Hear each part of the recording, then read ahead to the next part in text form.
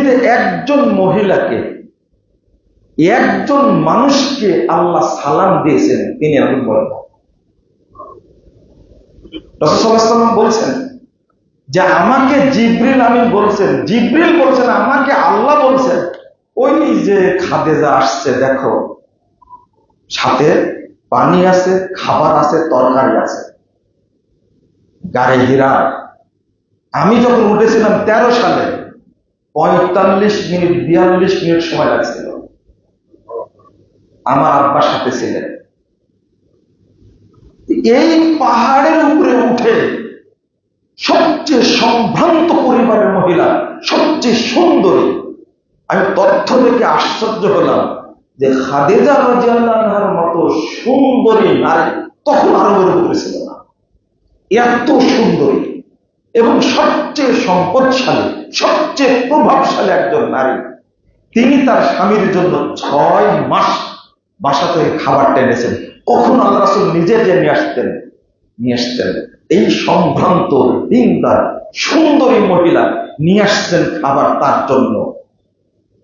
আমি মাথার উপরে ফোন দিয়েছিলাম, আমার ওয়াইফকে ফোন দিয়েছিলাম, যদি বর্তমান যুগের কোন মহিলা বুঝতে পারে যে বিয়ের পরে এই জায়গায় খাবার নিয়ে যেতে হবে, জীবনও বিয়ে করবে। আপনি বলেন করবে?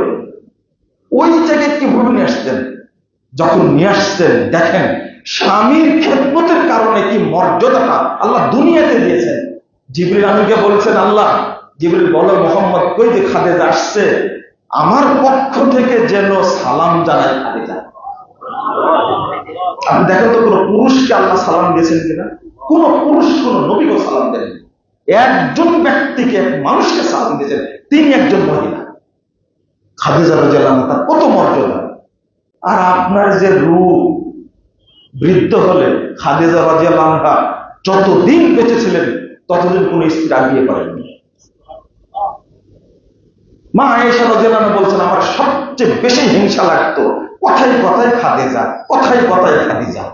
খাদিজা এমন কি ছিলেন, কি করতেন? আমি বোঝাতে চাচ্ছি, এত বড় ধনাঢ্য পরিবারের, সম্ভ্রান্ত পরিবারের, এত বড় সুন্দরী, আর আপনাকে দেখতে পেতনির মতো লাগে। আর আপনার যে দাপট, আর আপনার যে জেদার অহংকার দেখে হাসি লাগে। আমাদের হাসি লাগবে, শয়তানও হাসে। খাদিজা রাদিয়াল্লাহু আনহা যদি এরকম মর্যাদা পান, রাসূল সাল্লাল্লাহু আলাইহি ওয়াসাল্লাম বলছেন খাদিজা সবচেয়ে বাচ্চা দিছে। রাসূল সাল্লাল্লাহু আলাইহি ওয়াসাল্লাম বলছেন সেই বুখারী হাদিস যে এই খাদিজাকে আল্লাহ এমন জান্নাত দান করবেন, স্পেশাল জান্নাত দেবেন যেখানে কোনো হইচই নাই, এত শান্তিপূর্ণ শ্রেষ্ঠ জান্নাত দান করবেন।